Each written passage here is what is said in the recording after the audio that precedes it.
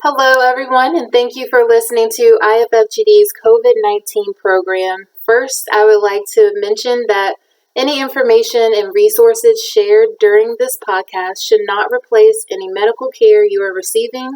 It is important to always consult with your doctor or other healthcare provider before making decisions about your treatment. So today we have the pleasure of speaking with psychologist Helen Murray, who is a clinical fellow in psychology in the Department of Psychiatry at Massachusetts General Hospital. So thank you so much, Helen, for joining us today. Yes, of course, happy to be here. So as we know, stress and anxiety play a role in illness experience for GI patients. With this new pandemic, many are facing even more of an impact on their daily lives. So today, psychologist Helen Murray will help us gain a better understanding of how stress can affect the GI system and ways we can manage these stressors. So everyone reacts differently to stressful situations, and what are some of the signs that someone might be stressed or even anxious? Yeah, this is such a great question. I think the first thing that is often helpful to understand are the differences as well as similarities between stress and anxiety. So stress is a response to an external trigger or a threat, and anxiety is a reaction to that stress. Usually anxiety is something that doesn't go away even when that external stressor is gone. However, both stress and anxiety are actually pretty similar in what happens in our bodies. So our bodies are wired to go into fight, flight, or freeze mode when we encounter an external stressor. So like if you encounter a bear in the woods, your body will go into this mode, this fight, flight, or freeze mode, because it's evolutionarily adaptive. It makes sense to do that for survival. Anxiety might come into play because our brains will make interpretations related to finding that bear. So some people might worry about encountering that bear again or another bear. So the next time they go into the same area of the woods, their bodies start to go into that fight, flight, or freeze mode even if there's no bear. The exact signs that someone might notice vary from person to person, but I kind of broadly think about it in three categories. So feelings, thoughts, and behaviors. And so in the feelings category, there's emotional feelings. So that might be worry, that might be feeling scared, and there's physical feelings. So in that fight, flight, or freeze mode, your body starts increasing blood flow to certain areas of the body that are needed. And so you might experience your heart rate increasing, sweating, maybe feeling more difficulty with concentration, and there are a whole host of other ones that vary from person to person. And then in the thoughts and behavior category, it might be the thought, oh no, like what if there's a bear in the woods? And the behavior might be related to that fight, flight, or freeze, what you do in response. Yeah. So knowing like some of these signs that might occur whenever a person is stressed or even anxious, can you explain to the listeners how the effects of stress and anxiety might affect the GI system? Yeah, definitely. So kind of going along with that same like fight, flight, or freeze mode, the easiest way to kind of understand it is that when blood starts pumping to areas of the body that are most needed in that moment, so for example, large muscle groups to be able to fight or flee, that means that blood flow is going to go away from the GI tract. The GI system is not necessary for that fight, flight, or freeze response. So with that blood rushing away from that area, it's slowing down or stopping digestion, and so it makes sense that people then may experience GI sensations and symptoms when their body is going into that stress reaction mode. Yeah, and can you explain to us kind of sort of what those GI symptoms might look like and what are mostly related to stress? Yeah, it's a great question. And actually, so what I find in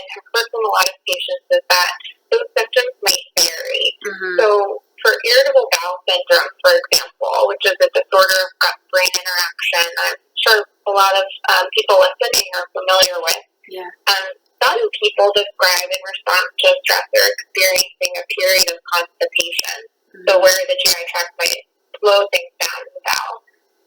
And then others experience diarrhea, and then others also may experience both. They're kind of alternating between constipation and diarrhea.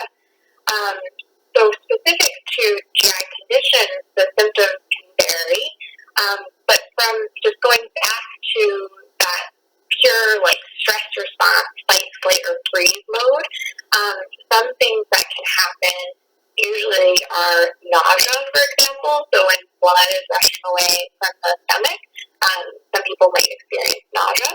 They might experience abdominal pain, especially if they have eaten close to the time of encountering the stressor.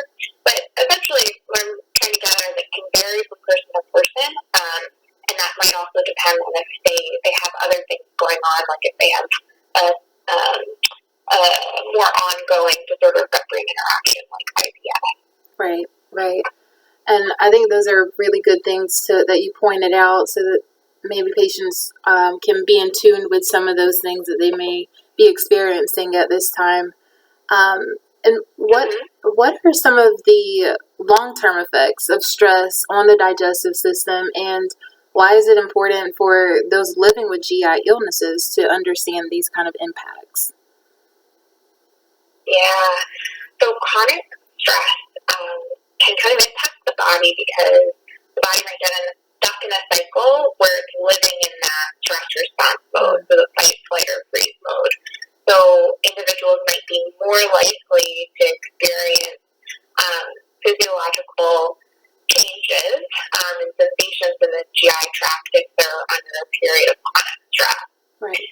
So this kind of relates to how some people might describe experiencing GI symptoms in response to a stressor. So some people with irritable bowel syndrome will report that in response to a particular time when they're experiencing a stressor, like during COVID-19 right now, that they have a period of GI symptoms.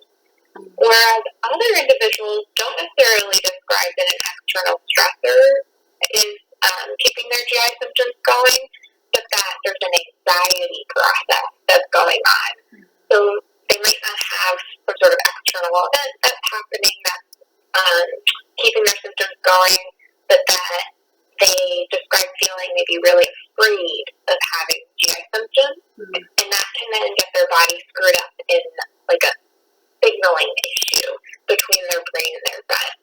So it might keep their brain vigilant to noticing any sensation changes, and the gut amplifying sensation changes that aren't necessary to notice. So that latter part, there's a term we call it visceral hypersensitivity. But the important thing, as you put it, is that the impact for everyone is different for long-term stress on the digestive system, but it's noticing maybe, well, do I notice that right now during this period of time during COVID, when there are all these external changes in my life that are stressful, is that maybe leading to an increase in symptoms for me? And that might be in the short term during this period of time. Or am I noticing that I'm experiencing a lot of worry and fear about the symptoms that I'm experiencing? And maybe does that maybe worrying or being fearful of those symptoms, might that be getting my brain kind of caught in a cycle of where it's trying to look out for those symptoms, and maybe then my body's amplifying them when it doesn't need to. So there can be different ways for different people. Yeah, and you touched on some good points there too, of like really picking up on some of those signs so that you can almost find ways to kind of eliminate those stressors so that you don't have those GI symptom flares. And with this, while we are all practicing social distancing and dealing with stress on our own, it can be very challenging. So how can the listeners today begin to cope with those stressors at home? Yeah, and it certainly can during this period of time. And so I know you just mentioned like one thing is noticing what your stressors are and then maybe managing what to do with them. And right now, there's very little that we can, that many of us can do in a situation to manage COVID-19. And so practicing social distancing is one way to be able to manage it, but then that act of practicing social distancing can be a stressor in and of itself. Right. And so I think that for everyone, the way that social distancing and other things related to COVID, how they've changed our lives, it can be different for different people. But I think that the first thing is acknowledging how you are feeling right now. So that might be paying attention to what are the thoughts that I'm having around this change for me. What emotionally am I feeling? And, well, what am I doing in response to those thoughts and feelings? Is there something that I could do to cope with what's going through my brain, how I'm emotionally feeling right now? And so everyone will have different strategies that work best for them. But some simple things that people can do to find tools that work for them, there are actually a number of mobile apps that are widely available for people, and even free ones.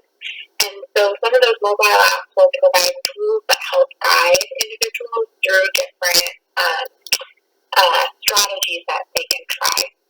And so a simple one that I actually find is helpful for a lot of people and can really do it anywhere is a strategy called diaphragmatic breathing. So diaphragmatic breathing is deep belly breathing, where you direct air into your abdominal area, not just into your chest area.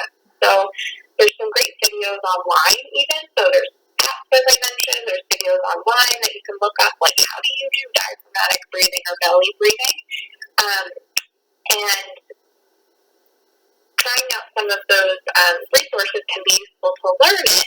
It's a strategy where when you're breathing in, you're filling up area into your abdominal cavity. And when you breathe out, you're kind of deflating it. You kind of think about it as like inflating a balloon and then deflating the balloon as you breathe out. And by using the diaphragmatic breathing, it actually tells our brain to stop that fight, flight, or freeze mode and bring on the relaxation mode in your body.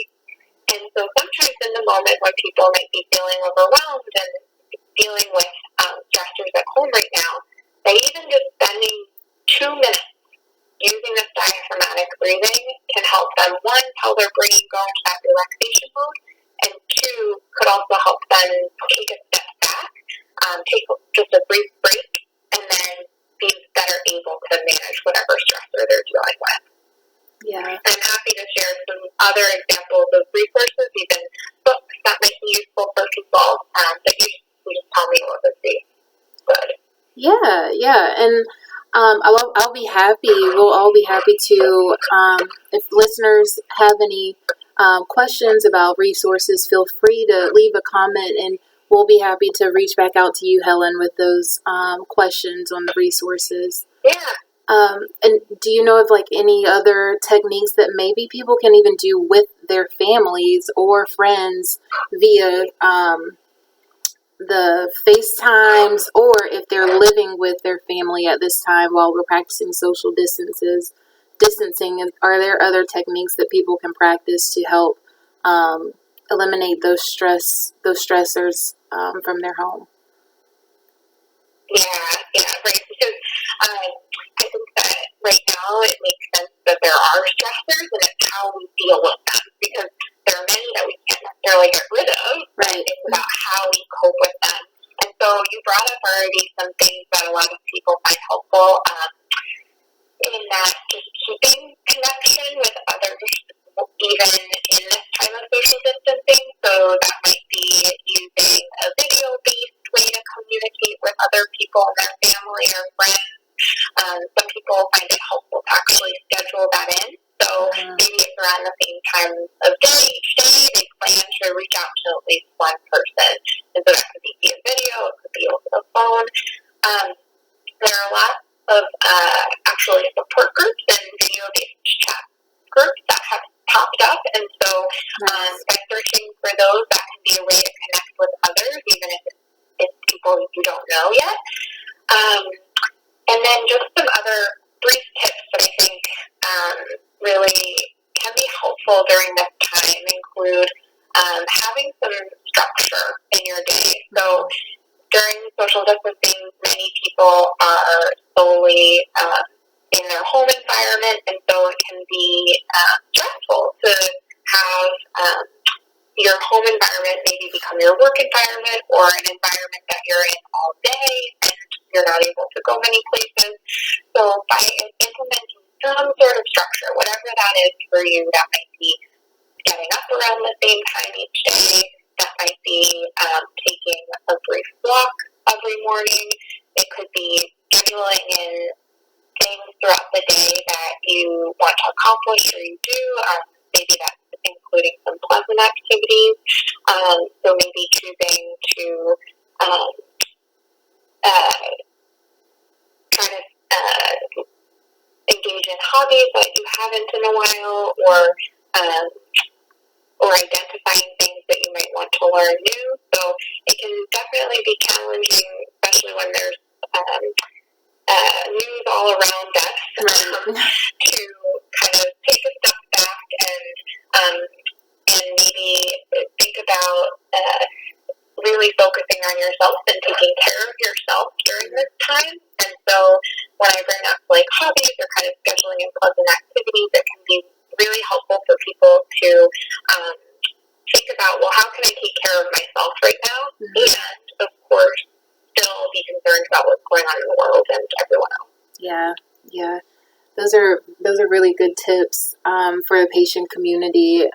Do you have any other advice for those living with GI illnesses for our listeners today of how we can continue to not only deal with this pandemic, but also just kind of taking time for ourselves and things like that? Yeah, and I think what you put last there, taking time for ourselves, is even though right now the world is in a situation that is new for many people and dealing with a structure like this, don't forget to take care of yourself, and that it's okay to prioritize yourself during this time to be able to make it through.